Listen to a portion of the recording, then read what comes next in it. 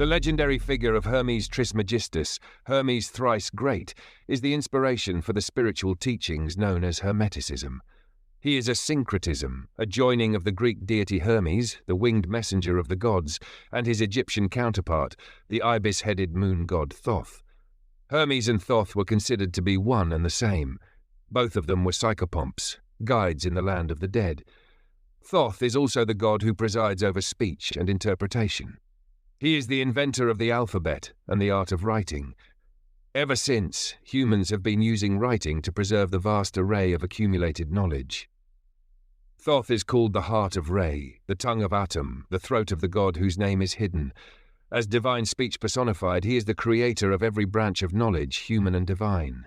When Hermes met Thoth in Greco-Egyptian Alexandria, Hermes Trismegistus was born. Not long after, followers of the thrice great one came together and devoted themselves to understanding his wisdom and to achieving the same cosmic illumination that Hermes himself had experienced. Hermes Trismegistus is the author of the famed Emerald Tablet, which is the source of the most well-known Hermetic dictum, as above, so below. The key to astrology, alchemy, and other occult sciences, the Emerald Tablet has a history as mysterious as its authors. If we call Hermes a myth, we thereby recognize that he is greater and more significant than any one historical figure, for he represents a perennial pattern of the human condition. Hermes is a person without crystallized personality, an archetype that perhaps represents all truth-seekers or the truth-seeker. Certainly, he experiences that which all truth-seekers hope to experience. The Neoplatonic sage Iamblichus writes, Hermes, the deity who presides over rational discourses, has long and rightly been considered common to all who practice the sacred arts. He who presides over true science concerning gods is one and the same throughout the universe. It is to him that our ancestors dedicated the discoveries of their wisdom, attributing all their own writings to Hermes. Many authors wrote under the name of Hermes, as this was logical for devotees of Hermes. True wisdom and learning merited ascription to the Lord of all learning. According to the Egyptian priest and historian Manetho, there were over 36,000 books written under the pseudonym of Hermes Trismegistus, which would easily fill the shelves of a large temple library. There are existing treatises on the origin and nature of the soul, the principles of creation, astrology, alchemy, magic, healing, and much more. However, most of these are lost, but from scattered references we can assume that many more Hermetic works existed than we have copies of today. The origin of the epithet thrice great is believed to have come from the Ibis shrine in Saqqara, Egypt. Records there of a meeting of the Ibis cult in 172 BC mention the name Megisto Kai Megisto Theo Megalo Hermo, the greatest and the greatest god, Great Hermes. The epithet thrice great thus reflects the intensifying repetition of the Egyptian adjective. He is also known as thrice greatest on account of being the greatest priest, philosopher, and king. Another explanation of the epithet was on account of his praise of the Trinity, saying that there is one divine nature in the Trinity. In the 15th century, Italian humanist scholars Marsilio Ficino and Ludovico Lazzarelli played a key role in translating the Corpus. Ficino, who had been working on translating the collected works of the divine Plato for his patron Cosimo de' Medici, immediately interrupted his work when a manuscript of the Corpus Hermeticum became available. These had previously been compiled by the 11th century Byzantine scholar Michael Psellus, who had no interest in pagan practices. The only reason he would have copied the texts would be to improve them so as to make them more compatible with Christian beliefs, purging the tracts of suspicious occult elements. Thus, the writings that reached Marsilio were more than likely not originally collected in the way he received them. The corpus was thought to have been lost to the West since late antiquity and the beginning of the Dark Ages. However, while cities fell and empires crumbled, the fragile pages of the Corpus Hermeticum miraculously survived, testament to how the mind, that insubstantial mystery, can withstand the harshest blows of the material world. The Hermetic quest took place within, in the interior world, that was true, but it travelled roads in the outer world as well. The idea of a divine wisdom revealed only to the most ancient of sages was developed in the Renaissance, into the notion of a prisca theologia or ancient theology, the perennial notion which asserted that a single true theology exists in all religions, and that it was given by God to man in antiquity. Many thinkers of the traditionalist or perennialist school of the 20th and 21st century followed this idea and spoke of a perennial wisdom based on the belief that ages ago mankind received an original and once-and-for-all divine revelation. This was subsequently lost, although traces of it, they believe, can be found in the world's greatest religions, and until it is recovered, modern civilization will remain mired in materialism and decadence. During the Renaissance, it was accepted that Hermes Trismegistus was a contemporary of Moses, and all texts attributed to him were believed to be of ancient Egyptian origin, and thus more authoritative than Plato and the Bible. The 1481 pavement in Siena Cathedral depicts a large image of Hermes, apparently instructing men from both east and west. On the floor below Hermes are inscribed in Latin the words Hermes Trismegistus, the contemporary of Moses. It was generally considered that Hermes had either instructed Moses or been instructed by him, or both. Thus, in the Renaissance, Hermes was a kind of founding father of the Judeo-Christian tradition. He was a central figure in the vision of a perennial philosophy uniting reason and faith.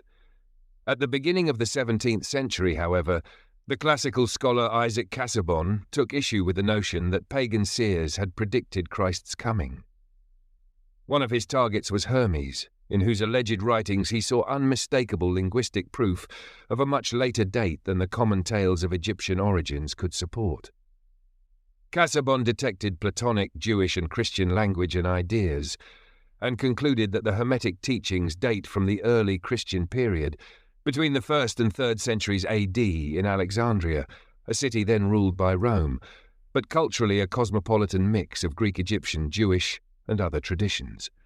This discovery, combined with a strong anti-Hermetic movement within the Church and the rise of modern science, evidence of a profound shift in Western consciousness, meant the downfall of the thrice great one.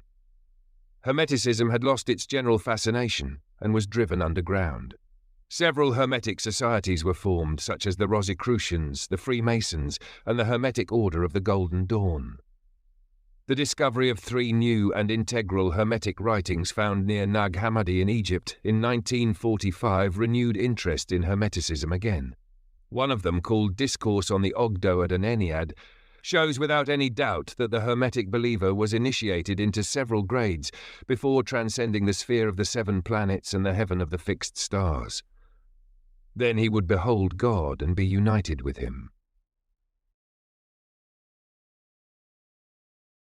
The Dutch scholar Gilles Quispel writes, "It is now completely certain that there existed before and after the beginning of the Christian era in Alexandria a secret society, akin to a Masonic lodge.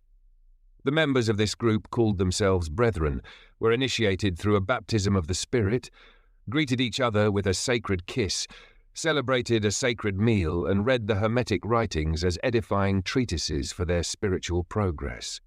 Whether or not there actually existed organized communities of Hermetic devotees, we do not know. It seems plausible that the Hermetic treatises originated in loosely organized circles of people in the educated milieus of Hellenistic Egypt, who almost certainly included people who had experienced altered states of consciousness, and others who were convinced that these experiences were possible. Moreover, criticisms of Casaubon lost much of their force. For even if the Corpus Hermeticum was written down rather late, its concepts could easily be very old and Egyptian. And in fact, the basic principles of emanation, of the world as an overflow from God, and of man as a ray of sunlight, all is one, and one is all, are typically ancient Egyptian. Modern scholars have somewhat artificially but helpfully distinguished between the technical Hermetica and the religio-philosophical Hermetica. The technical Hermetica that deals with topics such as astrology, medicine, botany, alchemy, and magic may go back as far as the 2nd or 3rd century BC. Some of the key texts include the Liber Hermetis, the Greek magical papyri, the book of Asclepius called Myriagenesis, as well as the Emerald Tablet, among others. On the other hand, we have the religio-philosophical Hermetica, a series of religious, mystical, or spiritual teachings of an initiatory character written between the 1st and 3rd centuries AD. The core text is the Corpus Hermeticum, which is a collection of 17 anonymous writings, some of which have not survived intact.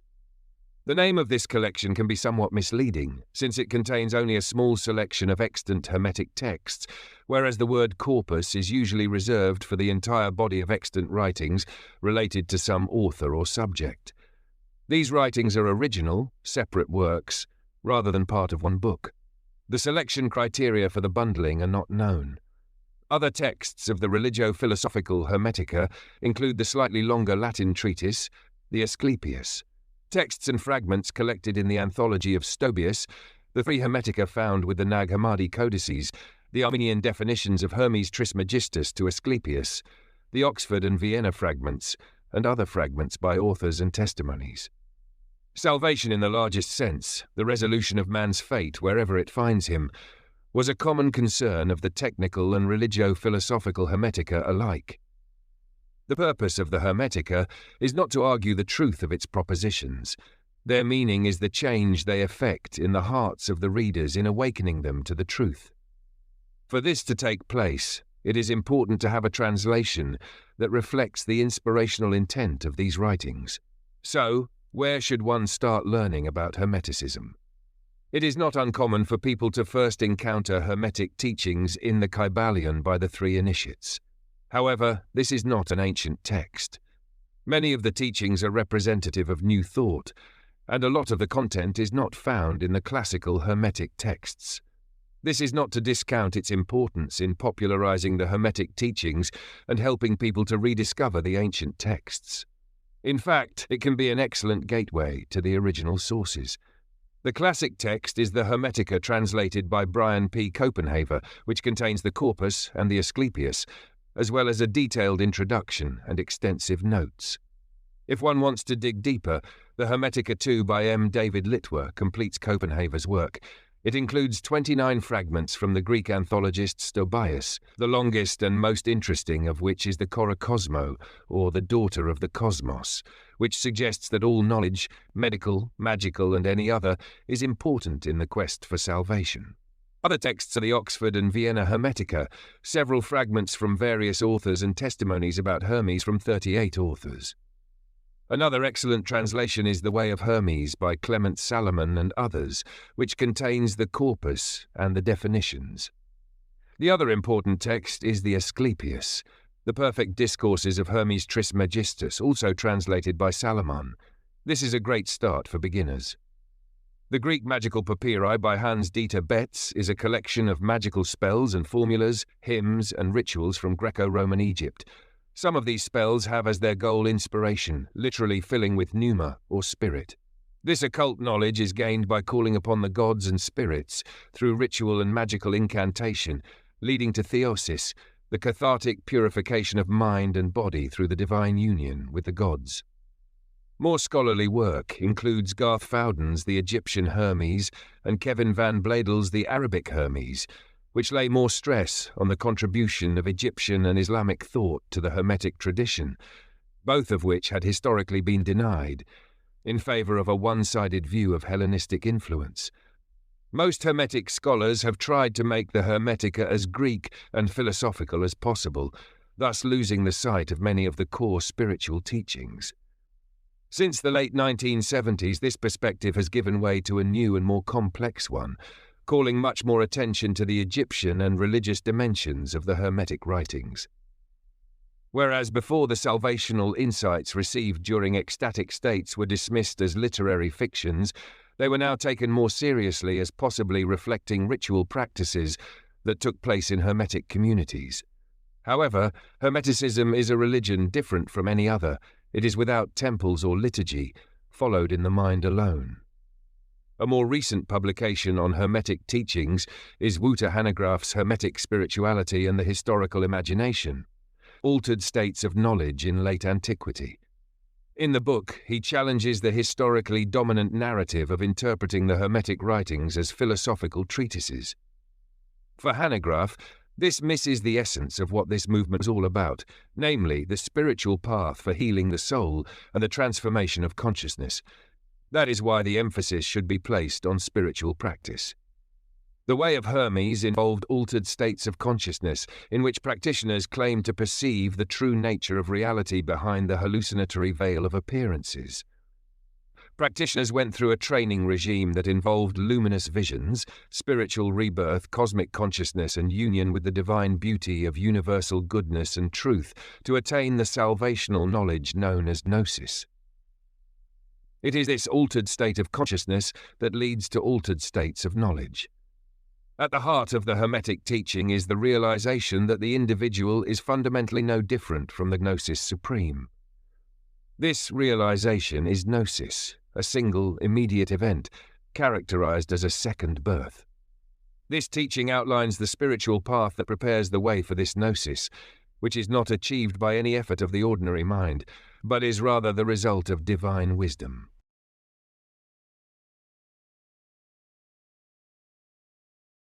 Gnosis is a Greek word meaning knowledge, but it is a knowledge different from episteme, another Greek word for knowledge which is propositional, that is, knowing what a thing is.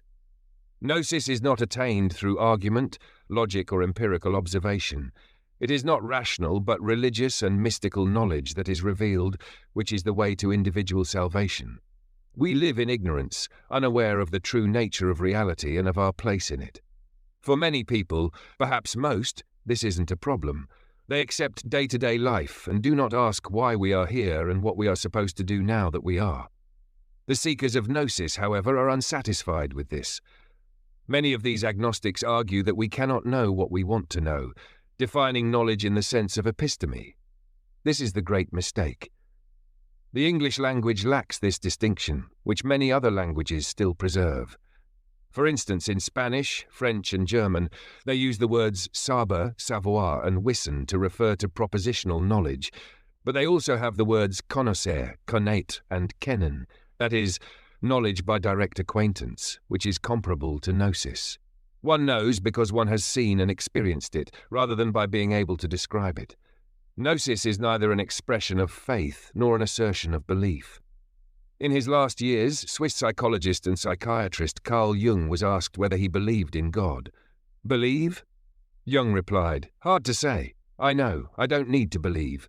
Jung had had an experience that convinced him of the reality of God. He didn't believe in God. He knew God. Jung didn't mean the traditional bearded God on a throne. God is not a being, but being itself. As many ancient sages have pointed out, God is an infinite sphere, the center of which is everywhere, the circumference nowhere. In essence, there is one God. While all religions express their own unique and rich teachings, stories, and myths, they all point to the original source of all creation, which is being itself. In Hermeticism, the human soul originally lives in a perfect non-dual consciousness. It resides outside the cosmos, in a realm beyond space and time.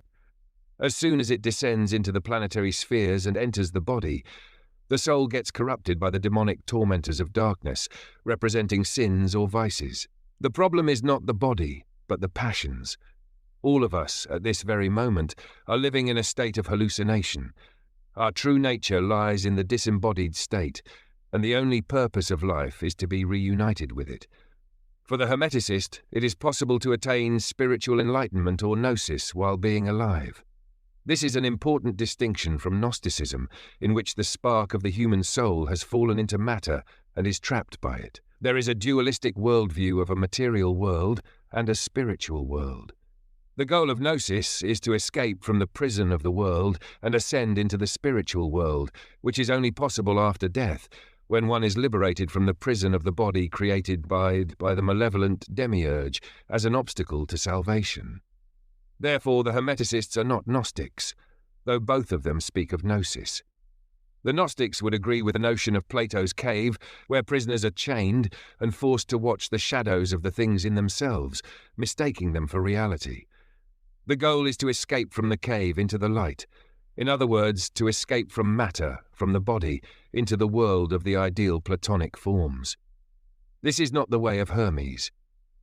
In Hermeticism, one must not escape to the spiritual world, but rather embody and bring the good, the true, and the beautiful into the world.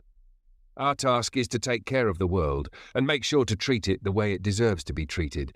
That is what the divine source wants. Therefore, the Hermeticists are world-affirming, not world-deniers. The cosmos is not an inferior product of a demiurge, but is usually described as beautiful and perfect. While Gnosticism is dualistic, Hermeticism is primarily non-dualistic. There is only one reality, which is the spiritual light that is the source of everything. When reading the Corpus, one might find apparently great divergences, monist or dualist, optimist or pessimist. However, such variations are sequential rather than contradictory. They are successive levels of understanding, part of the initiate's spiritual journey, an anagogical ascent towards gnosis, akin to climbing Jacob's ladder to heaven. Through the urgi, the work of the gods, we can ask for help from the gods by organizing rituals and ceremonies in such a way that we create the right conditions for the gods to appear, using the right words and right offerings. Instead of us trying to reach the gods, it is they who come down to heal our soul. The goal for the Hermeticist is to get out of the webs of ignorance by cultivating what the ancient Greeks call eusebeia, the cultivation of reverence and sacred awe for the gods. The fear of the Lord is the beginning of wisdom. Piety is one of the most important aspects of Hermeticism, the admiration of the gods and of God's creations, the true, the good, and the beautiful. This alone can lead to salvation, whether one has attained gnosis or not. The gods can forgive everything, except irreverence. That is, responding to this enormous gift of life with negligence and lack of respect. The Hermetica belong to the history of piety, not philosophy, and the greatest evil is impiety. The evil of the soul, then, is ignorance of God, for the soul, knowing nothing of the supreme good, is blind and shakes with bodily pains, tormented by darkness. If we do not make ourselves equal to God, we cannot understand Him. Like is understood by like. Allow yourself to grow larger until you are equal to Him who is immeasurable, outleap all that is corporeal, transcend all time and become the Aion, then you will understand God. God does not ignore man, He knows him fully, as God also wishes to be known.